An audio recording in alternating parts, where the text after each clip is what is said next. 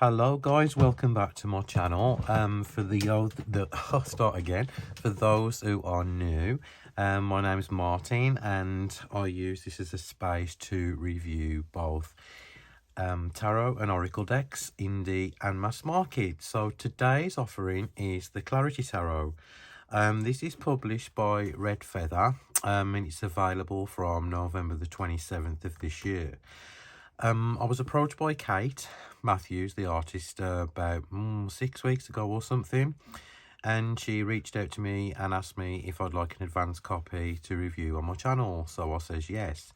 It arrived on Saturday, and Kate included this lovely cloth as well, which is a nice reading cloth or altar cloth.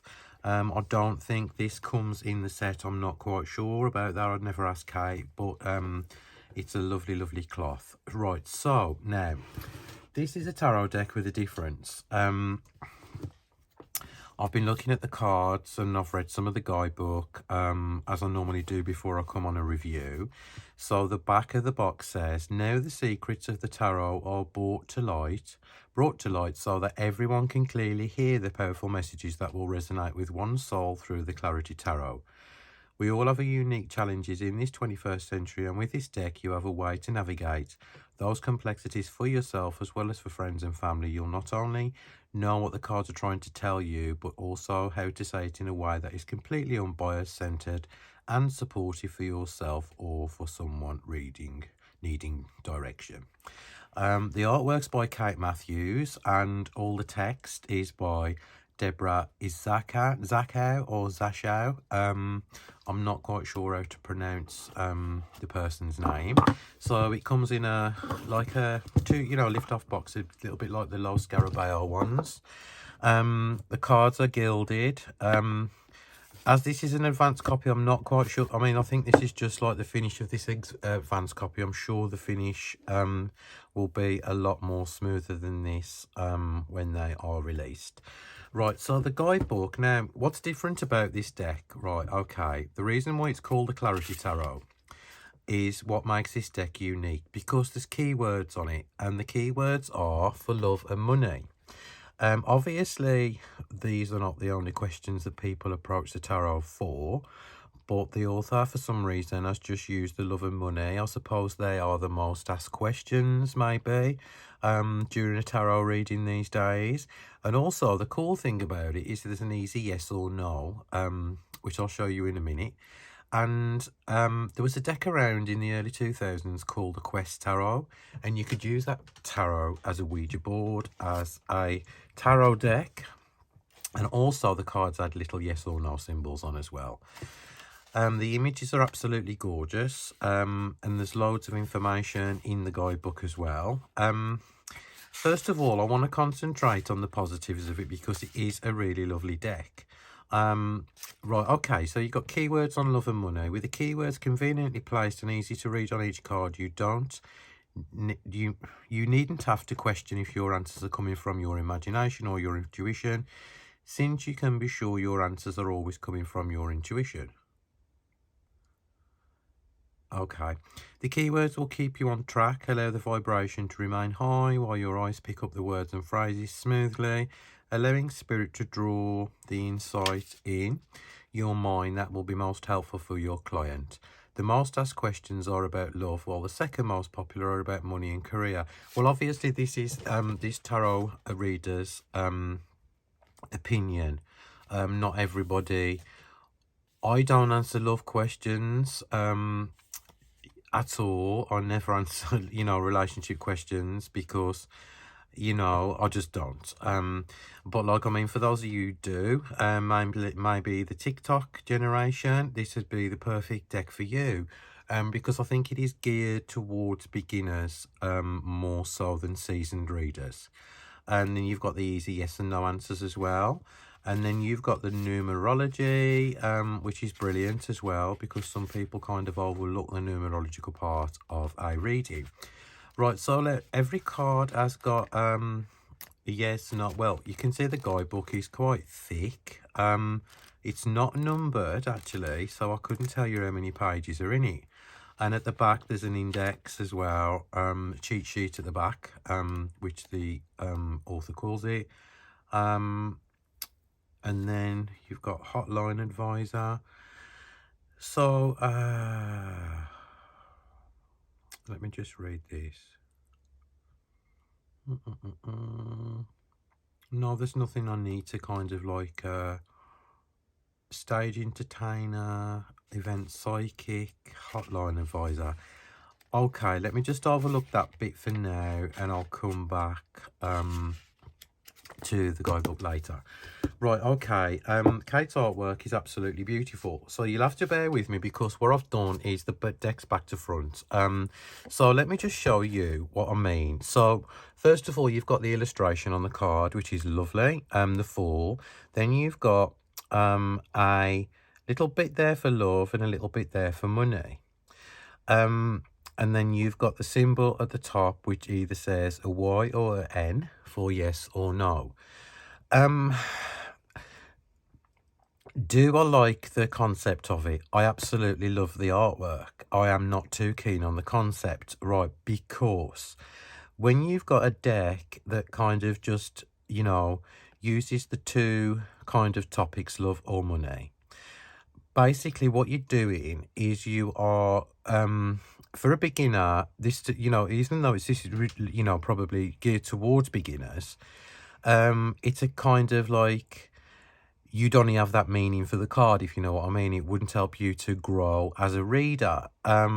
This is the problem I have with a deck like this, because I do, you know, love, the Fool, new love or deepening of a relationship. I mean, I would disagree with that, but I'm not saying what I would say, but I would actually absolutely disagree with that.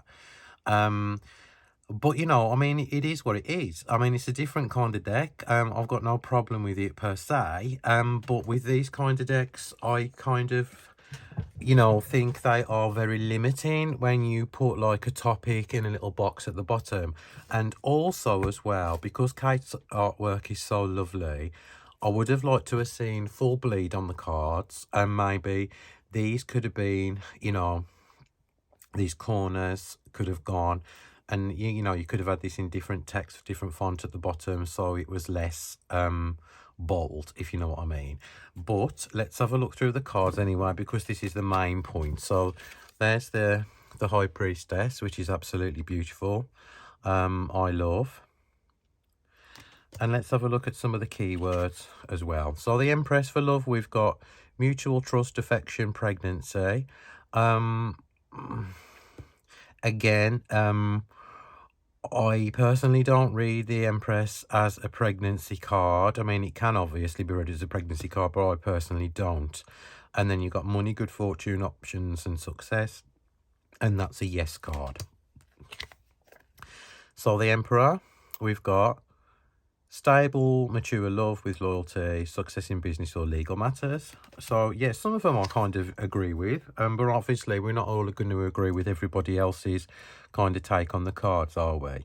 So, I'm more focused on the artwork, which I love. And Kate is a lovely person too. That kind of like makes sense. Traditional thinking about relationships with a Hierophant, yeah. And traditional ideas and culture and corporations. So, okay, so now we've got the Lover's card, which just shows one person with two hands, well, one angel with two hands, and that's a yes question. The Chariot. I mean, I like that, actually, the love. Self-care instead of chasing love. I mean, I do quite kind of like that. So, yeah, I mean, obviously, I'm not, as I said, I'm not always going to agree with it, every interpretation, but, like, we're all different. And now we've got the Hermit as well. The Wheel of Fortune. Justice.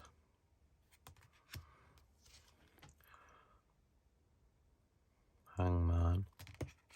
See, the thing is as well, because I've been reading so long with me, if I kind of pull this deck out, you know, at a fair or something, or in a public place, people are thinking, well, hang on, he's just reading off the cards. He's not using his own, you know, kind of intuition, or he doesn't really know.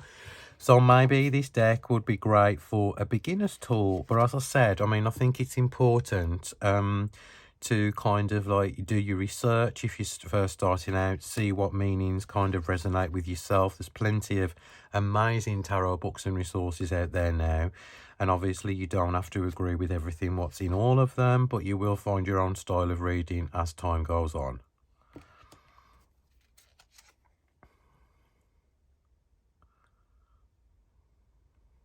See, love, stop old habits and ways regarding love. That's another one I kind of disagree with as well. But, you know, that's just me. There's a star. And then the moon. The sun.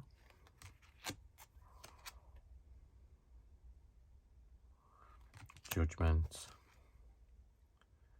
And the world. So there are the majors. So now we're on to, I haven't gone over, how much have I done this? Oh, right, that's okay. So we're on to the Ace of Pentacles now. And then the 2. The cardstock is kind of thin as well. I would have liked to have seen the cardstock a bit thinner. It is very, very thin actually. So I don't know how much usage they will hold up to. There's the 3. And the 4. Oh dear, sorry. 5. There's the 6. And 7. So as you can see, the artwork is very Rider-Waite-Smith based. So it's just another kind of rendition of the Rider-Waite-Smith. This time it's got like people of colour in it, people from all over different places of the world. So yeah, the artwork, as I said, I love the artwork. It's lovely.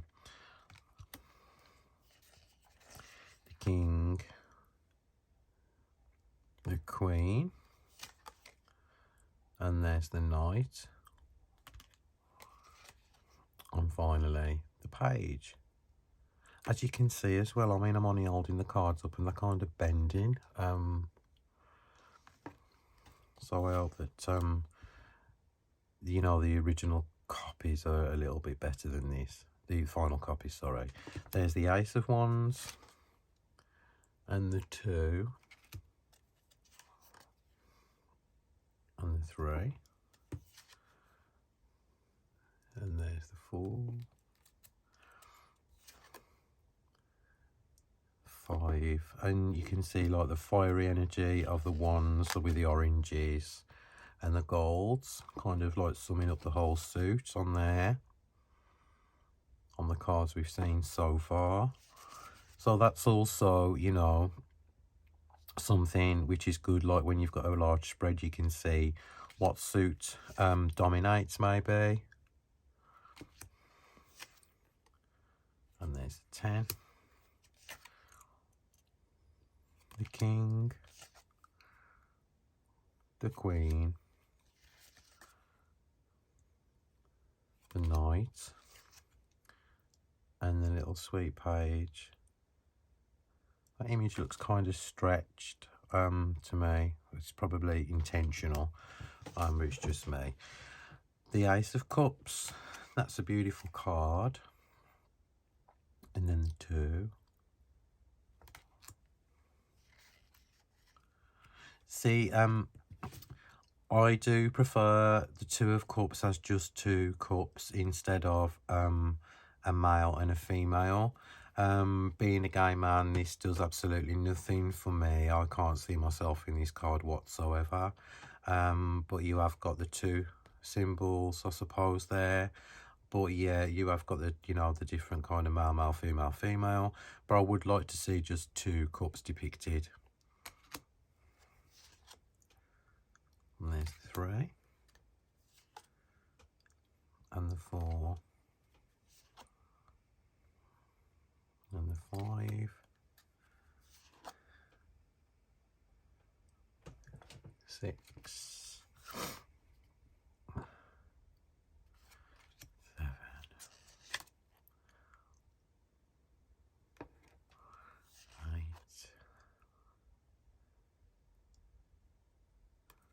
9. Then I like the rainbows. King, Queen,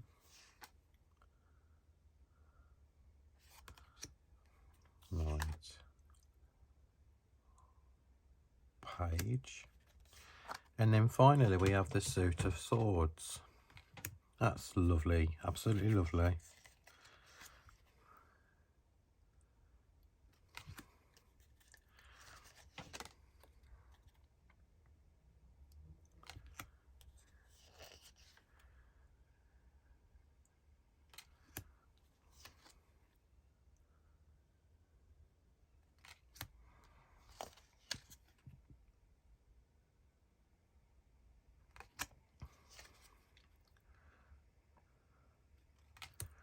I love the suit of swords actually, I love the colours.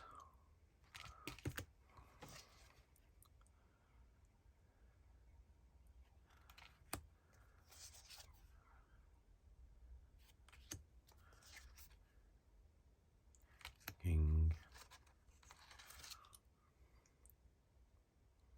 Queen, Knight, and then finally the Page. So okay, all in all, I will give the artwork a 10. I love Kate's artwork. The concept is a good idea, but maybe kind of suited to a very beginner's level. Because obviously tarot isn't always about love or money. There's, you know, every topic you can think of can be answered by the tarot cards. So I do find that kind of limiting to me. Maybe as well, you know, lose the black borders there because it kind of like spoils the whole beauty of Kate's art, which is a shame really, because like, I mean, if this was just a standard tarot deck with like, you know, just the normal titles on, the titles could have been put at the bottom, but it's not. But you know, I mean, as a deck it works obviously. I mean, I personally wouldn't use this deck in my practice because like, I think I'm a little bit more advanced than that, even though there's nothing fundamentally wrong with it. As I said, it kind of limits the reader. But it'd be great if you was doing, as I said, for the TikTok generation, because maybe they could need, you know, use some help, because the stuff I see on there is absolute rubbish. So like, maybe this would be good for somebody starting out doing public readings or something, practicing on friends and family and things like that. But yeah, you know, everything's different, everybody likes different things. You know, I want to thank the artist for sending me the deck, and the cloth as well. So this has been a review of the Clarity Tarot, and it's available from the 27th of November. I think it's available for pre-order now. It's published by Red Feather. And there you go, guys. It comes in a lovely box as well. So thank you so much for watching my review. Tomorrow I have something incredibly special to review on my channel, and I've wanted to work with this deck for days now, because before I used it. And this is the Iyami Oracle, and this is by Aminat Oladipo, and it's just absolutely breathtaking. So thanks guys, I'll be back again tomorrow reviewing this little beauty. I'll see you all tomorrow night on a live as well with Janine Worthington. I've got one with Levi on Wednesday, and I've got one with the lovely Aminat on Thursday. So thanks for watching. I hope you're all behaving yourselves, sending you love wherever you are in the world, and I'll see you soon. Bye.